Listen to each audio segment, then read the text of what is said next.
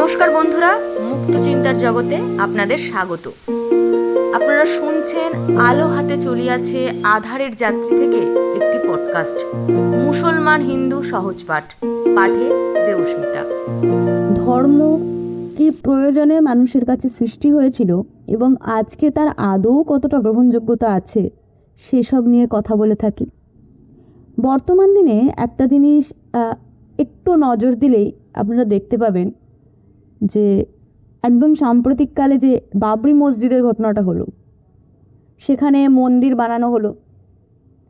এই মন্দির মসজিদ বিভাজন করে যে হিন্দু মুসলমান এই দুটো সম্প্রদায়কে আলাদা করা হচ্ছে,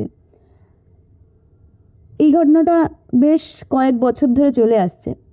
তবে শুধু এটা নয়, একদম সাম্প্রতিক অতীত যদি বলা যায় তাহলে বলা যায় যে আমাদের পশ্চিমবঙ্গের যে মালদা জেলার যে পান্ডুয়া, সেখানকার আদিনা মসজিদেও কিন্তু মন্দির করতে হবে, পুজো করতে হবে, সেখানে আগে নাকি মন্দির ছিল, এই নিয়ে একটা কথা উঠছে। এই যে ধর্মের ভিত্তিতে হিন্দু মুসলিম আমরা সবাই মানুষ, যে বিভাজন তৈরি করে দেওয়া, একটা শ্রেণীর নাগরিকরা বা একটা দল, রাজনৈতিক দল আরও স্পষ্টভাবে বললে সুস্পষ্টভাবে মানুষের মাথায় ঢোকাচ্ছে, হিন্দু মুসলিম বিভাজন করছে। তো সেই জায়গা থেকেই আজকে আমাদের এই বইটি পাঠ করে শোনানো আপনাদের। বইটির নাম হচ্ছে মুসলমান হিন্দু সহজ পাঠ। আমরা সহজ পাঠ বলতেই যে কথাটা আমাদের মধ্যে প্রথম আসে সেটা হচ্ছে, আমরা সকলেই কম বেশি ছোটোবেলায় পড়েছি রবীন্দ্রনাথ ঠাকুরের সহজ পাঠ। সেখানে কি লেখা ছিল না, সেখানে আমরা যে ছড়ার আকারে বিভিন্ন বর্ণকে নিয়ে বিভিন্ন দু লাইনে করে কবিতা লেখা ছিল। যেমন আমাদের স্বরবর্ণ অ দিয়ে শুরু, অ থেকেই ধরা যাক। অ ছোট খোকা বলে অ শেখে নিত সে কথা কওয়া, হস্যই দীর্ঘই রস্যই দীর্ঘই বসে খায় ক্ষীর খই। এরকম মিলিয়ে মিলিয়ে এটা আমরা নর্মাল যে ছোটোবেলায় যে রবীন্দ্রনাথ ঠাকুরের লেখা সহজ পাঠ, আমাদের ভাষা শেখার জন্য যে প্রথম বই বলা যায়, সেখানে পেয়েছি।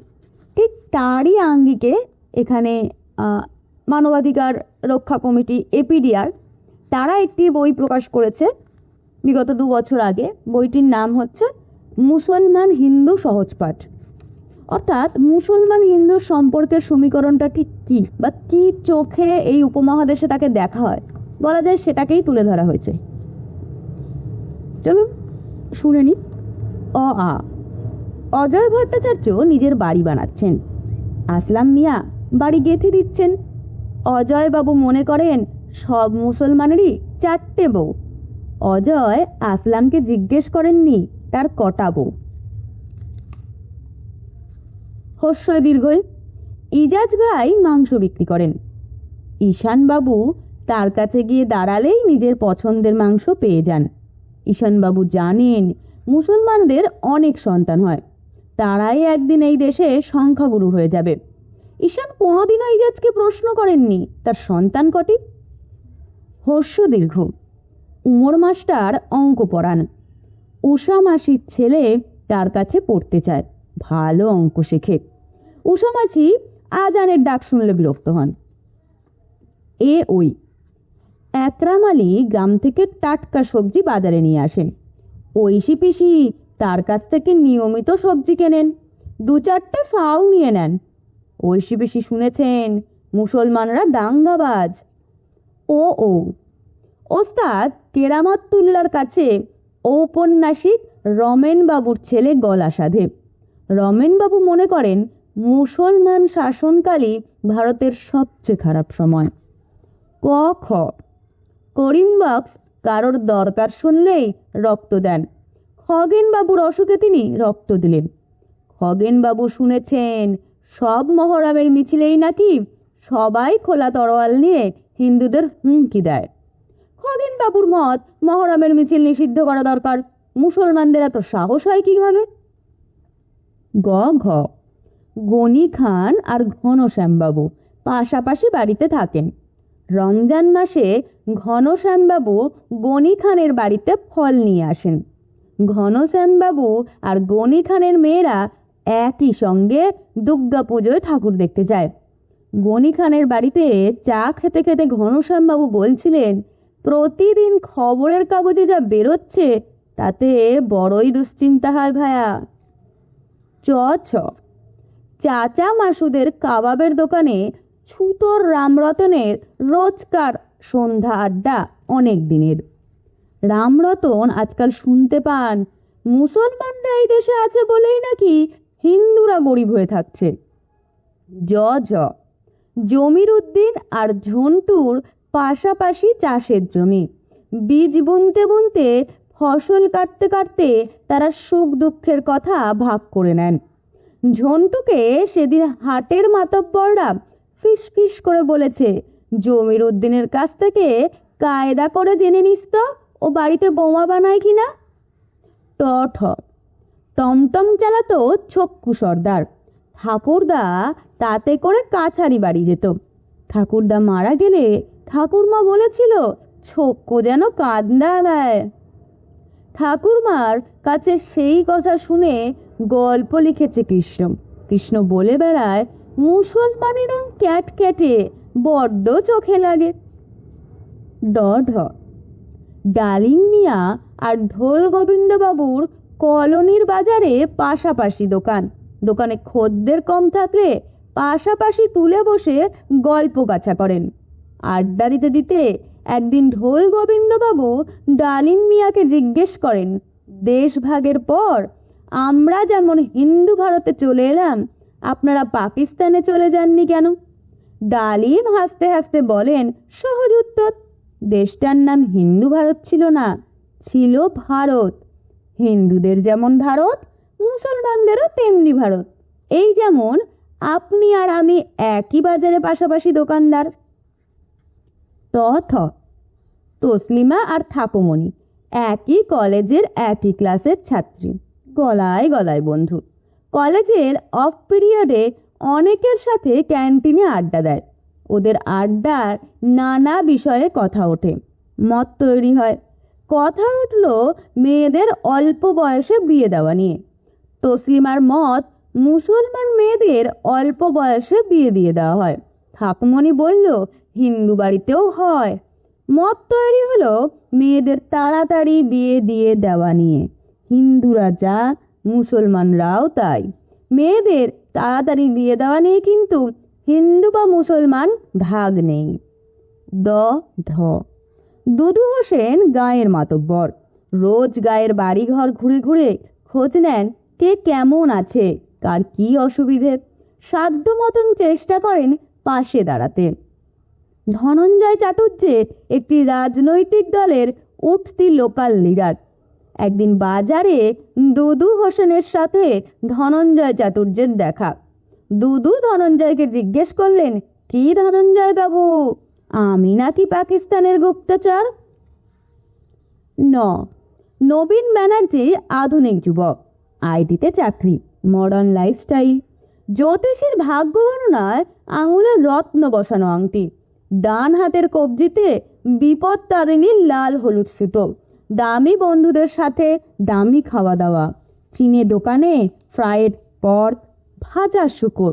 সাহেবি দোকানে রোস্টেড ডাক, ঝলসানো হাঁস।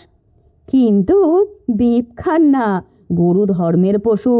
ভাজা শুকর আর ঝলসানো হাঁস খেতে খেতে বন্ধুরা পিছনে লাগে, বারুজ্জে মশাই, শুকর তো 10 অবতারের লিস্টে থাকা বরাহ অবতার, আর হাঁস তো সরস্বতীর বাহন, যার পায়ের কাছে পুজোর সময় পড়ার বই রেখে দিতে। আরে সেভাবে দেখলে তো মাছ ও মৎস্য অবতার। তাহলে শুধু পাঁঠার মাংসই অ্যালাউড। পাঁঠা কালী মন্দিরে জবাই হয়, রিলিজিয়াস ফুড। কি ব্যানার্জি, চুপ করে কেন? পরিমল গান গায়, ফকরুল তবলায়, দুজনেই মাতোয়ারা, জলসাটা জমে যায়। বিসমিল্লা খান সানাই বাজিয়ে ভারতরত্ন হয়েছেন। বিসমিল্লা খান মুসলমান সানাই বাদক। বিসমিল্লা খান ভারতীয় সানাইবাদক। মুসলমানদের ধর্ম ইসলাম, জৈনদের ধর্মগুরু মহাবীর, খ্রিস্টানরা যিশুর উপাসক, বৌদ্ধরা বুদ্ধদেবের, হিন্দুরা হিন্দু ধর্মের অনুসারী। ভারত সব ধর্মের মানুষের দেশ। আমাদের দেশ ভারতে মুসলমান, জৈন, খ্রিস্টান, বৌদ্ধ, হিন্দু আরও নানা ধর্মের মানুষজন থাকেন। যারা কোনো ধর্মেই বিশ্বাসী নন, নাস্তিক, তারাও এদেশে আছেন। সবাই মিলে অনেক দিন ধরে পাশাপাশি আছেন। যতীন সেন অপেক্ষা করে থাকেন রমজান মাস এলে হালিম খাবেন। যতীন সেন অফিসে রহিমউদ্দিন আলমকে বলেন একটু শিখিয়ে দেবেন হালিম রান্নাটা, তাহলে আর রমজানের জন্য অপেক্ষা করতে হয় না। লালুর ফেভারিট আমির খান, বসিরউদ্দিনের অমিতাভ বচ্চন। আমির খানের বই এলে লালুর হইচই, অমিতাভের ফিল্ম এলে বসিরের চোপা। শামীম, তোরা নাকি এই দেশ থেকে আমাদের তাড়িয়ে দিবি? ষষ্ঠীচরণ, কেন?